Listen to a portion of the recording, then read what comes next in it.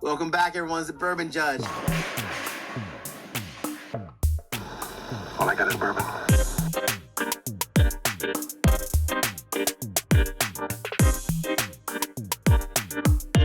Welcome back, everyone. It's the Bourbon Judge.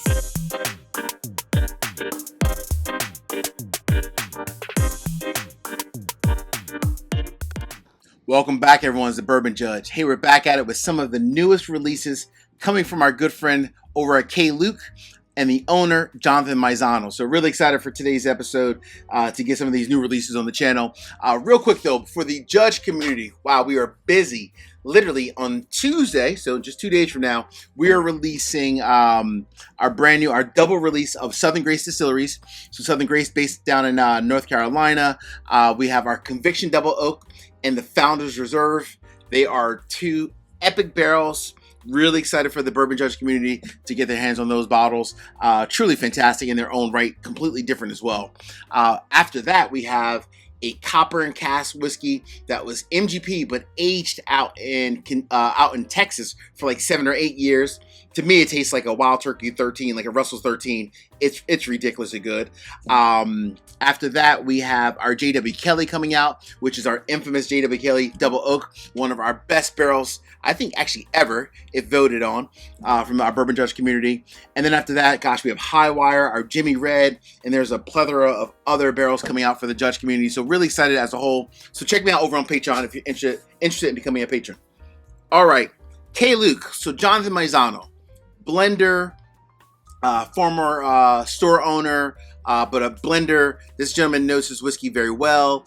Him and his family, him and his wife, they decided to sell their store. Now they're obviously just, kind of focusing on purely on the whiskey itself and having honestly amazing blends that they've put out time after time. When I think about K-Luke, they're available in about 8 states as well as online. You can get them like different places, Shared Pour, Seal Box, and a few different other spots as well. So what do we have today? We have two new releases coming from them. This is the High Rye Bourbon, batch 16. And then, of course, a fan favorite over here for the Judge community, the K-Luke Toasted Bourbon, batch number 5. We're going to dive into the High Rye Bourbon first, and then we'll go ahead and jump into the Toasted. Fair? All right. And then at the end, I'll give you the judgment. I'm going to hold. I'm going to give you the judgment at the end. I'm going to let you know the individual, obviously, decisions like the buy or no buy or split decision. But I'll also even tell you which one do I think is the best between the two. Cool? All right. Let's go ahead and dive into the bourbon. So this is batch 16 of the bourbon. I'm going to get into the nose real quick. Batch 16 of their High Rye Bourbon. It is sourced whiskey. It's very transparent. It is obviously sourced whiskey. This is coming from Kentucky and Indiana. And again, with the High Rye Bourbon, so there's at least 36% of rye in the mash bill. So 36% of rye in the mash bill. MSRP $110. And the age, so it is a blend of 8 to 12-year-old bourbon. So 8 to 12-year-old bourbon. And it is a 10-barrel blend. So 10 barrels went into this blend. And it's a blend of 8 to 12-year-old bourbon. Proof on this one comes in at 114.4. So 114.4 proof. And this one's releasing like literally like now, mid-August. So you should start to see this like on shelves in those 8 states as well as online. This is releasing like literally right now. So from a nose standpoint, obviously this is a High Rye Bourbon, 36% rye in the mash bill. This is extremely peppery. It's peppery. It has like a raspberry meets like a grape kind of a note to it. Wow. Very peppery. Smidge of mint. Some raspberry. Some blackberry. Some grape notes. Even though it's a blend of 8 to 12-year-old whiskey, you would think it might be over oaked, but it's actually not over oaked. It's actually a good balance of oak as well as like those fruit notes, like that blackberry, that grape note, along with like the pepper, the mint notes as well. Yeah, a really good blend, actually. All right, there we go. Real quick, 3 quick easy favors. Number 1, hit the like button. Number 2, drop me a comment. Let me know what are your thoughts on just K-Luke as a whole. And if you've tried this one, you already had a chance to grab it, what are your thoughts on this batch? Last but not least, please make sure you all subscribe to the channel and hit the bell so you get notification each and every time I release new content. Cool? All right. Cheers to K. Luke. Ooh, that's peppery, boy.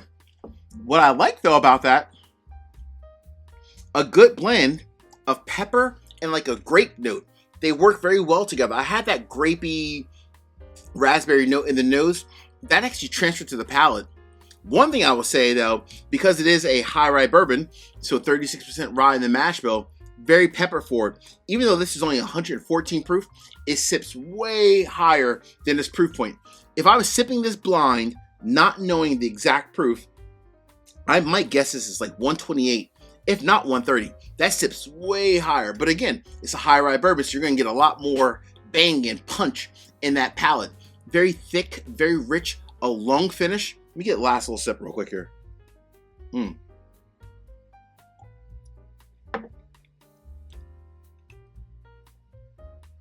Very thick. Wow. That's peppery. That's extremely peppery. All right. Very nice. Peppery, but with a fine line of the fruit notes in there as well. Very nice. All right. So while that one is releasing as we speak, this one has been out for a couple months now. So this has been out for a while. So you may have seen it like on Sealbox and other places, but this one is available as we speak, like now, truly. This is the highly coveted toasted barrel strength bourbon. One that I've always loved. Like historically going back, when I think about their releases, I've always liked the regular high rye bourbon, but I love their toasted. The toasted to me is just like epic, at least historically. We shall see. You never know. Fair game, because this is pretty damn good. All right. Ooh, this is nice. Whoa. Hold on. Before we even get into the facts about the whiskey. Oh my gosh. This is like I'm getting like a creme brulee note. Like a creme brulee meets like a, oh man, that's nice. Like a Bananas Foster's kind of a note. Wow. That threw me. I was like, forget the age, forget the proof. That threw me. That's nice. Oh yeah, that creme brulee meets like a Bananas Foster's note is really nice. So a lot of the similar metrics, right? Same MSRP, $110. Kentucky and Indiana source. However, the age, while this was a blend of 8 to 12-year-old, this is a blend of 8 to 10-year-old. So just 8 to 10-year-old. But it is a 10-barrel blend. So 10 barrels blended together, 8 to 10-year-old on average. And the proof is slightly higher. So the proof on this one is 119.4. And this is batch 5. So batch 5, proof is 119.4. All right. So the last thing I'll say before I dive into the palate, because that nose is just amazing. It literally reminds me of like a creme brulee meets like a Bananas Foster's note. That's like way too inviting. Like this nose, like it's like very crushable. I'm having a hard time putting this one down.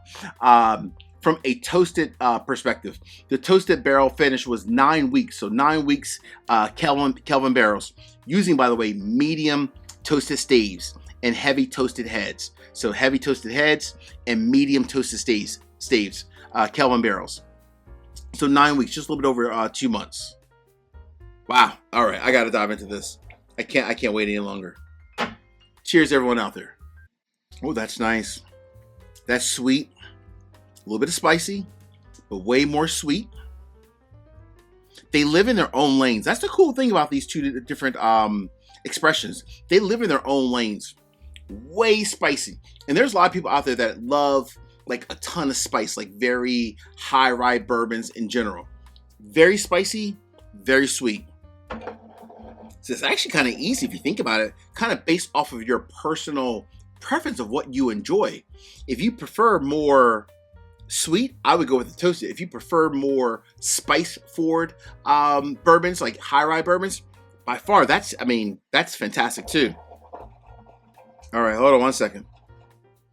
Cheers. I'm gonna get one more sip here. That's so nice. The nose matches the palate. That French toast meets like a creme brulee, Bananas Foster's kind of a note. It's so sweet, very inviting, very nice. All right.